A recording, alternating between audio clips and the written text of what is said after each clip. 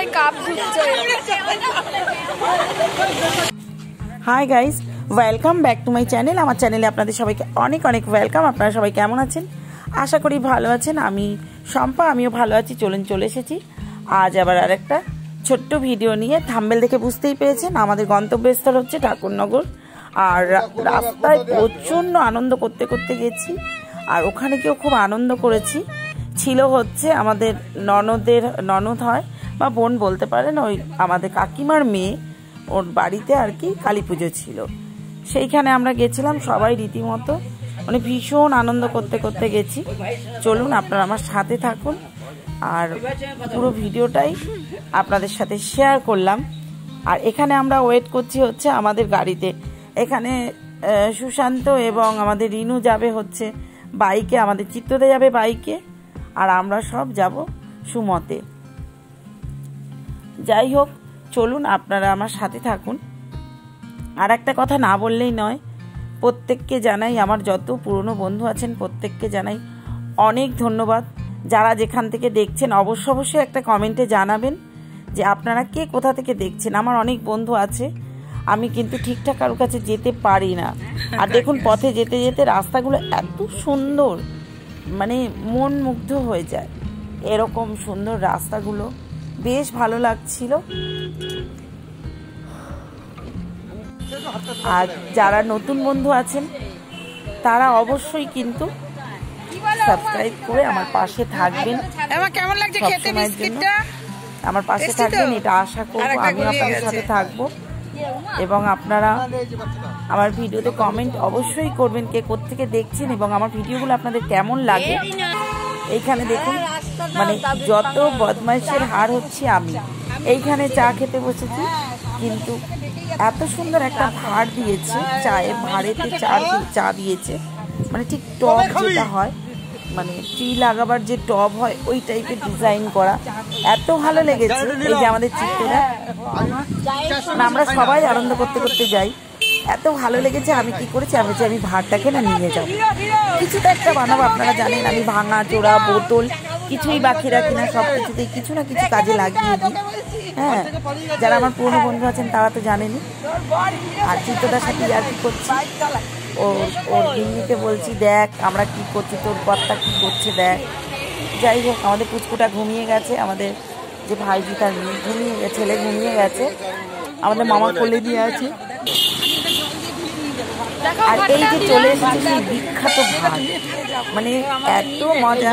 কিন্তু আমি দুঃখের বিষয়, চা খেয়ে ভাতটা কিন্তু ধুয়ে নিয়ে নিয়েছি ব্যাগে। আমার দেখে মাসি কাকিমাটা নিয়ে নিল, মাসিও ফেললো না, ভাত দুটো দিয়ে দিল। যাই হোক, কোনো না কোনো তো কাজে লাগাবো, সে ফুলে লাগাই বা কোনো কিছু একটা টব তৈরি করি বা কিছু করি, আমি অবশ্যই কাজে লাগাবার। কী কাজে লাগিয়েছি সেটাও আপনাদের আমি কখনো ভিডিওতে বলবো। এখানে চা খাচ্ছি, গল্প হচ্ছে, ভীষণ আনন্দ হচ্ছে রাস্তায় যেতে যেতে। এখানে আমরা চা খাচ্ছি গাইঘাটা, যেখানে জলেশ্বর আছে, অনেকেই চেনেন, জলেশ্বর মন্দির আছে। সেইখানে বসে কিন্তু আমরা তার জলেশ্বর মন্দিরের একটুখানি আগেই আমরা চা খাচ্ছি গাইঘাটাতে বসে। হ্যাঁ, বিকেলবেলা বেশ সুন্দর, চাটাও দারুণ ছিল।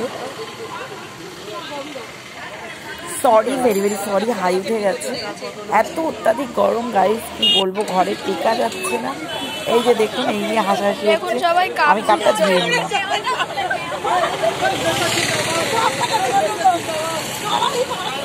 আপনারা আমাকে যে যাই বলুন না কেন, আমার এই সমস্ত মজা করতে বেশ ভালো লাগে। সারা জীবন তো মানুষের দুঃখ আর জীবনের অপর নামই হচ্ছে দুঃখ। প্রত্যেকের জীবনে কোনো না কোনো দুঃখ আছে, কোনো না কোনো সুখ আছে। তো সেই জন্য প্রত্যেকটা মানুষ কখনোই, একটা মানুষ পারফেক্ট হতে পারে না। ঈশ্বর কাউকে সম্পূর্ণ পূরণ করে পাঠাননি এই পৃথিবীতে। কারোর মানসিক টেনশন, কারোর ফাইন্যান্সিয়াল টেনশন, কারোর কোনো না কোনো, কারোর মানে কি বলবো ফিজিক্যালি টেনশন, এইরকম আর কি। মানুষের তো টেনশন অনেক রকমেরই আছে। সুতরাং সেইগুলোকে সবসময়ের জন্য যত দুঃখ আসুক, দুঃখকে চিন্তা করতে হবে, পেছনে ফেলে সামনে এগিয়ে যেতে। আমি তাই করি। এই যে চলে এসেছি এখানে, আমাদের ননদের বাড়ি চলে এসেছি। এসে এখানে কিন্তু আমরা খাওয়া দাওয়া করছি, মিষ্টি এই যে মেসো খাচ্ছে, আমরা মিষ্টি খাচ্ছি, তারপরে কফি দিয়ে খেলাম। চাল ভাজা যে কিনতে পাওয়া যায় দারুণ টেস্টি ছিল, সবাই মিলে অনেক ক্ষুধার্ত ছিলাম আমরা। যাই হোক ভীষণ ভালোভাবে আমরা সবাই খেয়ে নিলাম, খুব ভালো লাগলো, খুব টেস্টি খেতে। এবং গল্প হচ্ছে এই যে আমাদের এক ভাগ্নি এলো, ও বম্বে থাকে তাই দেখা করতে এসছে, দারুণ দারুণ মানে সবাই মিলে সব মিলিয়ে খুব আনন্দ হয়েছে। ওদেরই বাড়িতে এসেছি, ওর বাপের বাড়ি এটা। যাই হোক আমরা, আপনারা জানেন যেখানে যাই আমরা একটা গ্রুপ বেঁধে যাই, গ্রুপ যাই, বেশ ভালোই লাগে সবাই মিলে একসঙ্গে গেলে।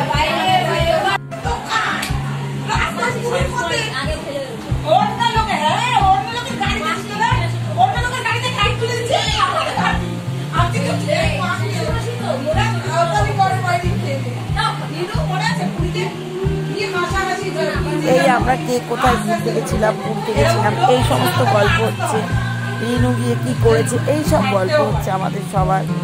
ভীষণ আনন্দে কেটেছিল সেই সব গল্প।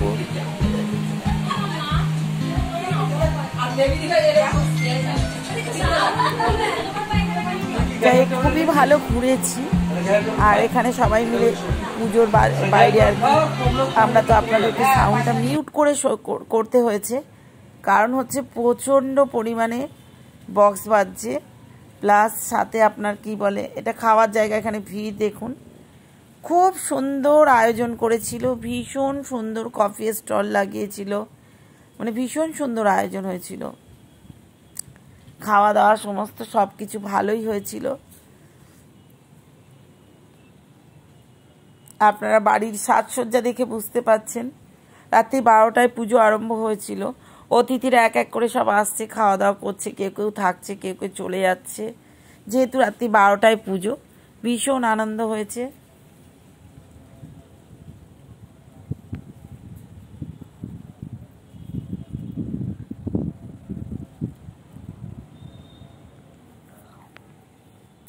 এমনকি ঢাক যে বাজছিল, ঢাক তো এমনি বাজাচ্ছিল, অরিজিনালে বাজাচ্ছিল, আবার মাইকেও। চলুন একটু মায়ের দর্শন করিয়ে দিই।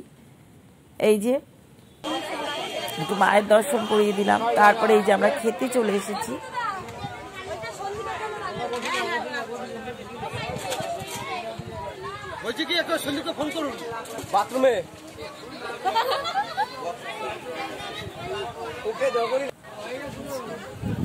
এই যে আমাদের চিত্তদা বসেছে, সেদিনকে তাও গরমটা কম ছিল, পরের দিন আসার সময় খুব গরম লেগেছে। হ্যাঁ, আর ভালো করে শুনুন আমাদের পুচকুটা কি বলছে, আমাদের ভাইজির ছেলে।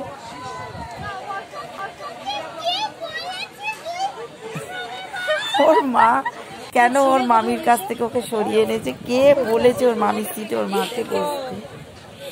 এই যে মেসো, আপনারা জানেন মেসো একটু ভিডিও তুলতে ভালোবাসে, ভীষণ ভালোবাসে, খুব ভালো মনের মানুষ, খুবই ভালো মনের মানুষ। যাই হোক এই সমস্ত মানুষের কজন আর সামনে আসে, মেসো একদম পুরো ফ্রি। আমাদের চিত্ত দাও আমরা। যাই হোক মেসো বসলো, মেসো একটু বলে আমার মেয়েকে বলবে তোল একটু তোল আমাকে। এই যে রিনু মাসি সবাইকে হাই করছে, খেতে বসেছি বলছে খেতে বসেছি।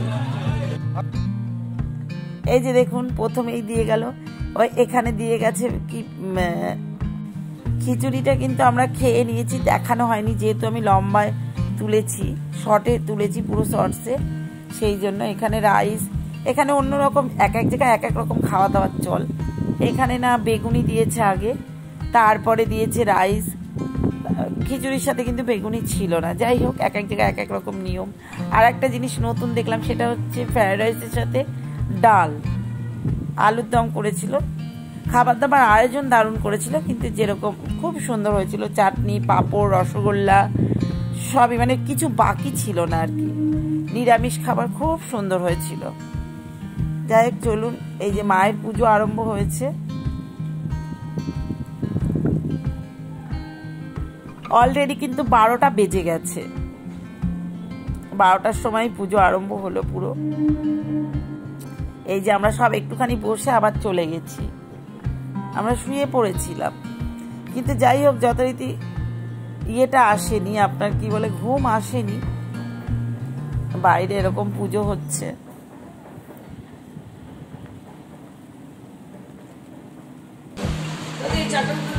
এটা হচ্ছে পরের দিন সকালে, একেবারে মর্নিংয়ে দেখুন সবাই উঠে এক জায়গায়, যত ওদের আত্মীয় স্বজন আমরা সবাই এক জায়গায় বসে চা খাচ্ছি। এখানে খাবারগুলো এত বেঁচেছে, ঢাকা রয়েছে।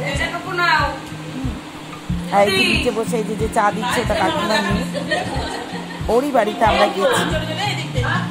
আর এই যে দেখাচ্ছি ছোটো ছোটো টোস্ট, একেবারে ছোটো ছোটো টোস্ট, ভালো টেস্টি ছিল। সবাই মিলে খেলাম আর গল্প হচ্ছিল।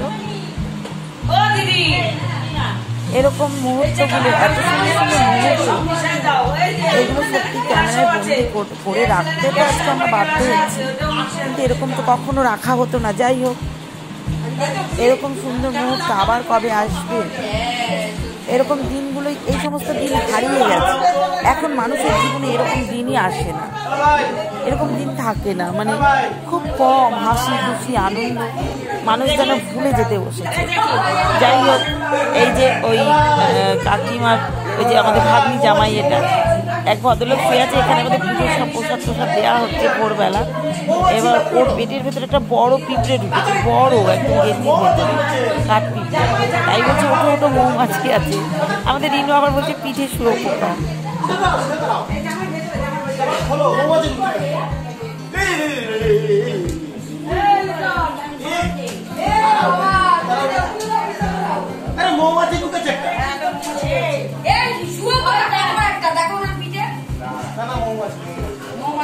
এইবার ভদ্রলোক বুঝতে পারছি যে নিশ্চয়ই কিছু আছে, আর নাহলে শুয়োপোকাটা বলে হয়তো ভেবেছে আমরা ইয়ার্কি করছি। বাট ওনার ভেতরে পিঁপড়ে, একটা বড় কাঠ পিঁপড়ে ছিল। যাই হোক, তাই জন্য ওনাকে ওঠানো হলো, নাহলে সত্যি কামড়ে দেবে। উনি গেঞ্জিটা ছাড়লে পরে ভালো। আর কাঠ পিঁপড়ে তো একদম পুরো লোহার মতো। এই যে মেসো মাখা সন্দেশ সকালবেলা সবাই খাচ্ছে, মোটামুটি দেখছি। মেসো খাবে না। যাই হোক, আমাকে দিন আমি কাঁচা সন্দেশ খেয়ে আমি শেষ। আমার আর সকালবেলা কিছু খেতে ইচ্ছে করছে না। এদিকে সবাই ডাকছে সম্পানে সম্পানে সম্পানে, সবাই মিলেই শুনুন খালি সম্পা নিয়ে যা পোষা, এরকম একটা ব্যাপার। যাই হোক, খুব ভালো আনন্দে কাটলো। এই যে রিনু দিচ্ছে আমাকে, আমি তো খেয়েছি।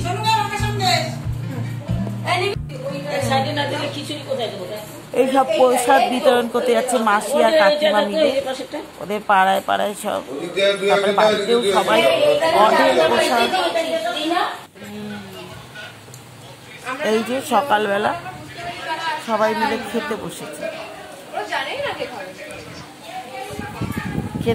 কিরকম, এইটা তখন বাজে প্রায় 10টা সাড়ে 10টা, আর ওটা তো ভোর রাতে দেখাচ্ছিলাম। এরা রাইস খেলো, আমি না খেলে নয়। আমি ওই চচ্চড়ি ছিল দেখে আমার ভীষণ লোভ লাগলো। চচ্চড়ি হলে তো আমি কিছু চাই না। সাইডে একটা ছোট্ট প্লেটে একটু ভোগ নিয়েছি। তারপর সরাসরি আপনাদের সঙ্গে এতটা শেয়ার করলাম না, গেছি শর্টসে দেব। এই যে ওখানে গেছি, গুরুদেবের গোসাইয়ের কাছে যাব না, হরিচাঁদ শ্রী হরিচাঁদ গোসাইয়ের কাছে যাব না তাই কখনো হয়? পুজো দেব না তাই কখনো হয়? আমি দেব না। আমি আর মাসি অঞ্জলি দিতে বসেছি। যাই হোক, চলুন, ভাবতে পারিনি যে এতটা। অন্য সময় গেলে তো নাকি শুনেছি, আমি প্রথমবার মন্দিরে গেলাম যখন এই স্নান থাকে প্রতি বছর, এত ভিড় হয় নাকি মন্দিরের কাছেও কেউ আসতে পারে না। সেই জায়গায় আমরা বসে অঞ্জলি দিলাম, খুব ভালোভাবে শান্তিভাবে পুজো দিলাম। নিশ্চয়ই শ্রী শ্রী হরিচাঁদ ঠাকুর গোসাই চেয়েছেন যে আমাদের পুজোটা আমরা দিই ভালো করে, সেই জন্য মন শান্তি করে দিলাম। আর পরিবেশটাও খুব ভালো লাগলো। এখনও দেখলাম দ্বিতীয় স্নানে যারা এসছে অনেক লোক তারা রয়েছেন, কত লোক গাড়ি নিয়ে এসছে। হ্যাঁ, এখনও অনেকে রয়েছে রান্নাবান্না করে খাচ্ছে এরকম। যাই হোক, চলুন গাইস, ভিডিওটা এই পর্যন্ত রাখলাম। যদি আমার ভিডিওটা ভালো লাগে একটা লাইক কমেন্ট শেয়ার করে দেবেন। পুরনো বন্ধুরা আমার সবসময় সাথে থাকবেন, আমিও আপনাদের সাথে আছি। আর আমার বন্ধুরা সত্যি অনেক অনেক ভালো, প্রত্যেককে অনেক অনেক ধন্যবাদ। আপনারা সবাই সুস্থ থাকবেন, ভালো থাকবেন, এবং নতুন বন্ধুরা একটা সাবস্ক্রাইব করে আমার পাশে থাকবেন, বেল আইকনটা পুশ করতে ভুলবেন না, এবং অল বাটনটাও হিট করতে ভুলবেন না। Thank you so much, I love you all. চলুন পরের ভিডিওতে দেখা হচ্ছে, আর অবশ্যই কমেন্টে জানাবেন আপনাদের কেমন লাগলো। আর আমি সেরকমভাবে ভিডিও বানাতে পারি না।